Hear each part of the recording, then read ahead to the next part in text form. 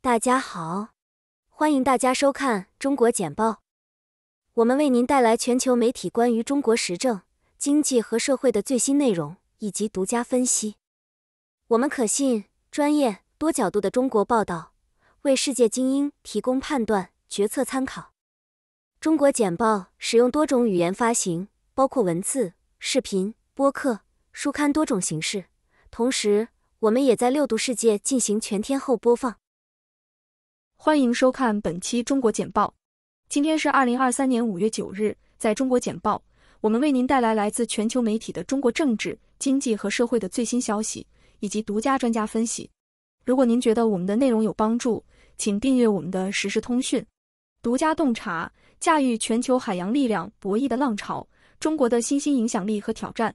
邮轮，中国船队拥有的市场份额约 20%， 屈居希腊船东市场份额之后排第2位。这个行业还有中东石油国家的自有船队和日本北欧国家油运公司占据了剩余的市场份额。散货船是充分竞争市场，中国在大型超级铁矿运输船中大约能占到40%，可小型船队并没优势，资金充分的国企营运力量不足，民企在资金和全球化营运能力上都有缺陷。总的船队控制占比约在市场份额的 15% 多一些。海运是一个有趣行业，一方面运输工具来看是一个重资产行业，中国具有竞争优势，造船能力、资金充足，海员储备丰富。可航运业和铁路运输、航空运输相比，又是相对来说流向多变、竞争充分的行业，所以其业务营运部分的服务业特征明显，需要在世界各地都具有相对强的竞争力和适应性。这一点对于一个在封闭体系中有不断自我提高能力，但是在开放体系中相对缺乏不断变化适应力的东亚国家，比如中国、日本来说都没有优势。最有优势的是仍然是西欧、北欧和南欧国家，这些国家航运历史悠久，文化相对开放多元，是世界体系下服务业要想取得成功的必要条件。也可以看出，在世界供应链的一环，在较少国家干预的公海间，海运业早已融合，彼此参与，各自追求优势最大化，从而形成了一个既竞争又合作的形态，很难完全辨别你我了。中国对世界海运市场的影响控制力之2。本文作者杨天，海运企业家。中国简报特约专稿。中国应为尽职调查行业制定明确规则。路透社。上海美国商会对近期针对美国在华尽职调查和咨询公司的调查表示担忧。商会敦促当局就允许公司在哪些领域进行尽职调查提供更多指导和明确说明。每个人都很担心中国突击搜查 Capvision 扩大行业打击力度。美国有线电视新闻网。中国国家安全官员突击搜查了商业咨询公司 Capvision 在苏州的办公室。该公司的律师表示，由于该公司面临共享被视为对中国国家安全敏感的信息的指控，客户已经撤回了他们的客户。该公司与北京和全国广大行业的官员有联系，是对咨询业务日益严厉打击的一部分，其中包括美国公司贝恩公司在上海的办事处。打压行动引起了商界的警觉，他们将中国取消 COVID-19 隔离措施解释为欢迎外部投资以帮助提振正在降温的经济的信号。然而，收紧反间谍法以扩大其作为针对被视为不明智的利用该国的企业的万能工具的定义，正在吓坏外国公司。Capvision 被指控雇佣专家，这些专家利用其卓越的知识来获取高级数据。据说其中一位专家已被判处6年徒刑。加拿大和世界新闻自由面临的威胁。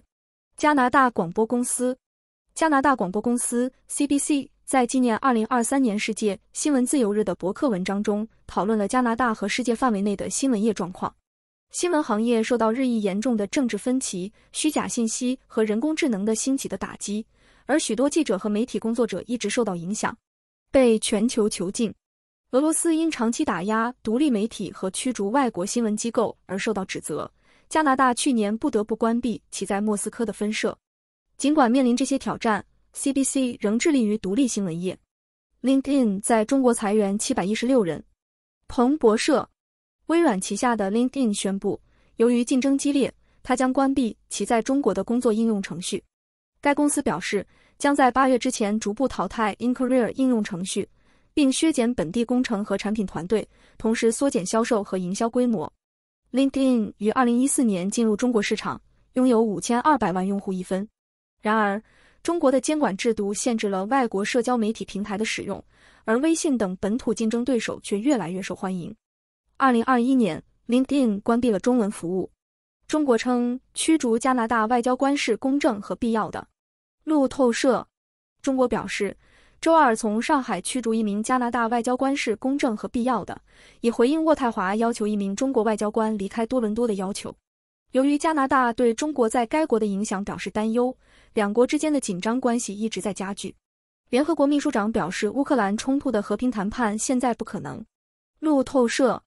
联合国秘书长安东尼奥·古特雷斯表示，就乌克兰和俄罗斯之间的战争而言，现阶段不可能进行和平谈判。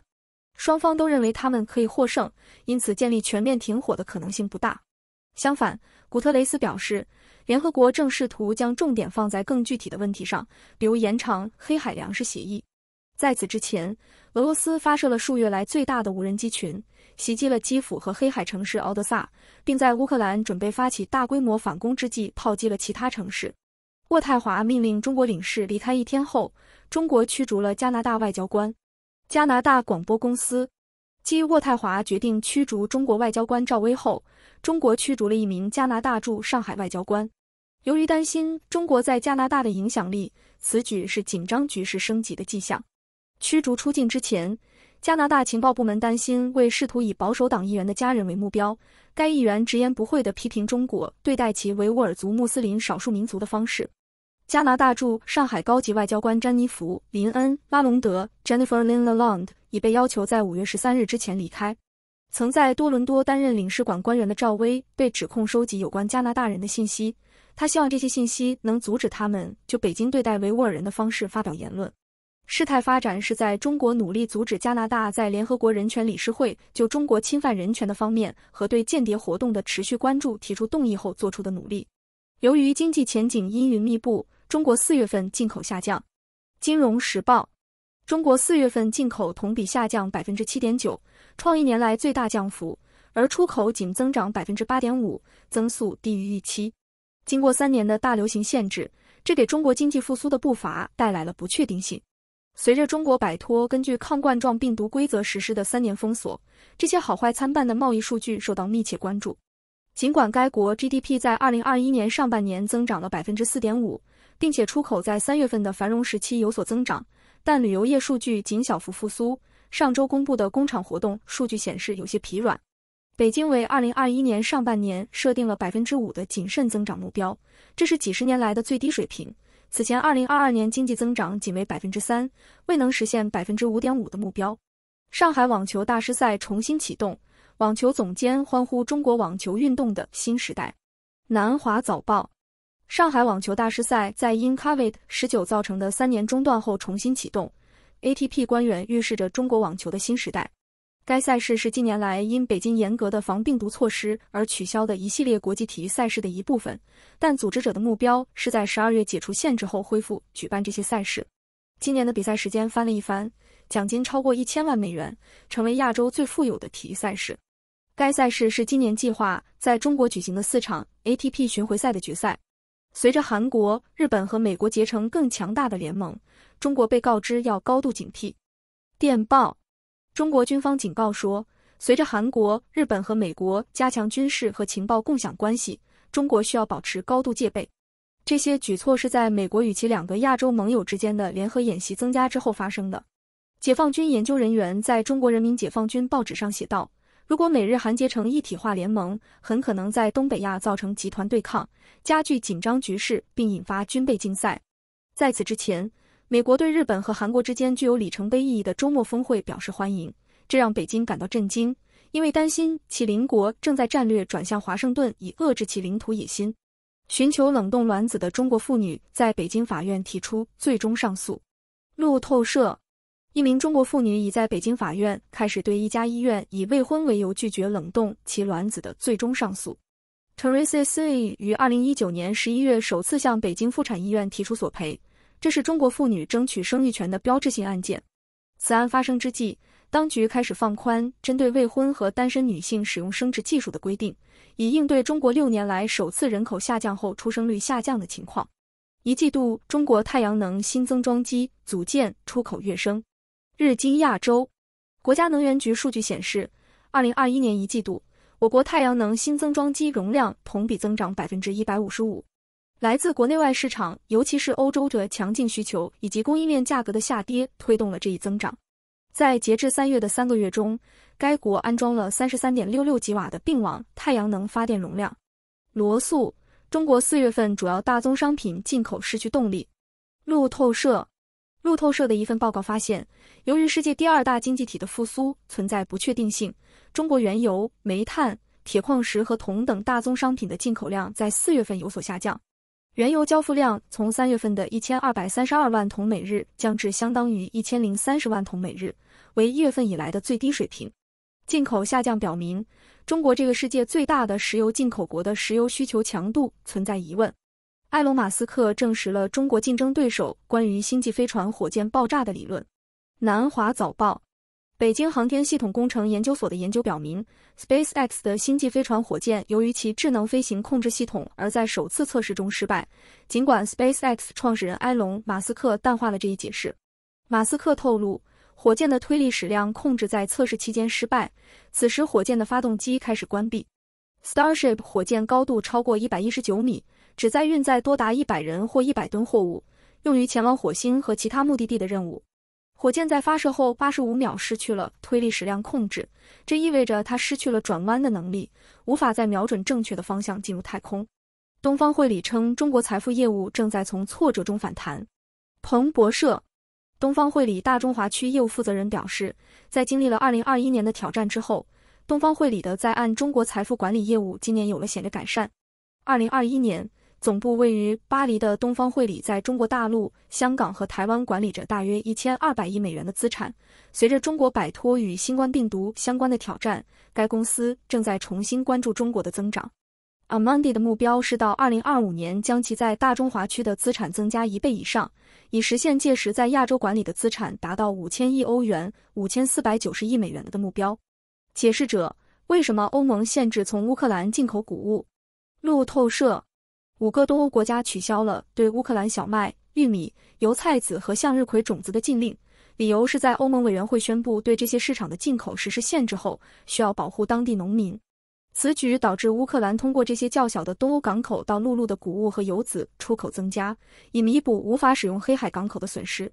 乌克兰是全球最大的谷物和油籽出口国之一，但随着中国需求放缓，价格下跌，俄罗斯和巴西等国家的出口也强劲。尽管中国存在不确定性，斯里兰卡债权国仍将举行会议。路透社，斯里兰卡的债权国正在开会讨论重组该国的债务。日本、印度和法国邀请了包括中国在内的所有双边债权人。然而，尚不清楚中国是否会在希望成为解决中等收入经济体债务困难的新框架下参加会议。斯里兰卡欠双边债权人71亿美元，同时还需要与私人海外债权人重新谈判约120亿美元的欧洲债券债务，以及27亿美元的其他商业贷款。上个月，东京、巴黎和新德里公布了一个共同平台，以协调双边债权人对斯里兰卡债务的重组。英国官员在关系紧张后多年访问香港。多伦多新报，英国商务和贸易部国务大臣多米尼克·约翰逊表示，在与中国就共同利益进行接触时，英国不会回避其对香港的历史责任。他的香港之行包括与主要投资者和政府官员会面，以促进英国和香港之间的投资关系。英国数据显示，约有10.52万名居民通过特殊签证在英国开始了新生活。该签证允许他们在英国生活和工作，并在6年后申请英国公民身份。约翰逊表示，如果中国违反其国际承诺或侵犯人权，英国将明确其采取行动的权利。欧盟驻华特使称，习近平与乌克兰总统通话是积极的一步。路透社，欧盟驻华大使称赞中国国家主席习近平和乌克兰总统泽伦斯基最近的通话是积极的一步，但敦促中国为实现和平做更多的事情。这次通话标志着两位领导人自俄罗斯入侵乌克兰以来首次通话，被视为实现了基辅的长期目标之一。官方媒体报道说，习近平已承诺派出特别代表前往乌克兰，与所有参与实现和平努力的各方进行对话。汇丰收购中国资产管理合资伙伴。南华早报，汇丰将收购其在汇丰进信基金管理中的合资伙伴，以扩大其在中国的业务，具体金额未披露。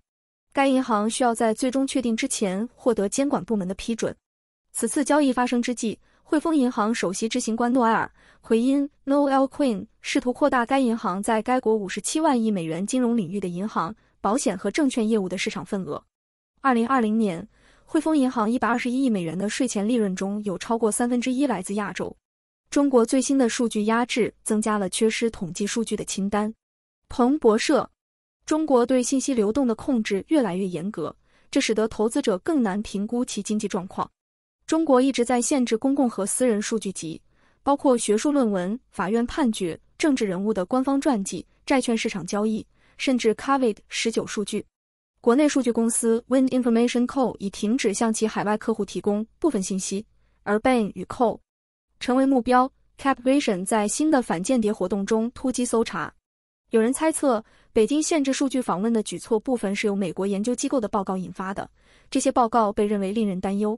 但是，没有官方确认或解释这些限制。分析师警告说，这个问题不太可能很快消失，投资者将面临使用不同数据源来解读中国正在发生的事情的艰巨任务。世行行长称，对华债务重组面临僵局。南华早报：世界银行未能说服中国承担对陷入困境的发展中国家的贷款损失。该反贫困组织即将卸任的负责人戴维·马尔帕斯表示，中国尚未表示愿意这样做。该银行是全球主权债务圆桌会议的联合主席，该圆桌会议旨在帮助主权和私人贷方与借款国合作。然而，马尔帕斯表示，债务重组陷入僵局。70多个低收入国家共同面临3260亿美元的债务负担，而中国是最大的债权人。处于或接近债务困境的赞比亚所欠债务的2/3由中国持有。万达与银行就贷款减免问题进行谈判。彭博社：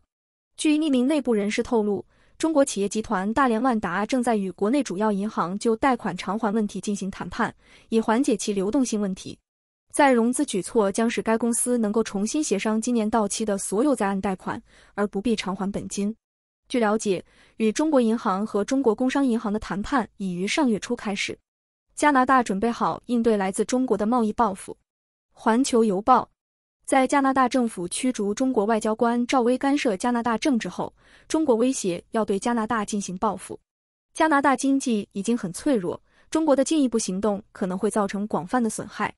许多人担心，针对加拿大农业部门的报复可能特别具有破坏性。中国是加拿大为加工油菜籽的最大进口国，占出口额的 38%。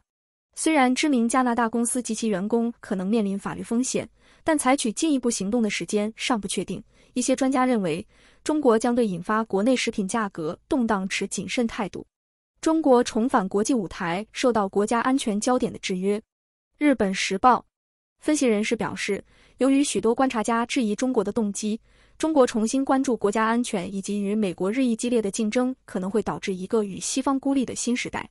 自从2020年取消了关闭边境的流行病控制以来，北京采取了一系列看似相互矛盾的外交和商业措施。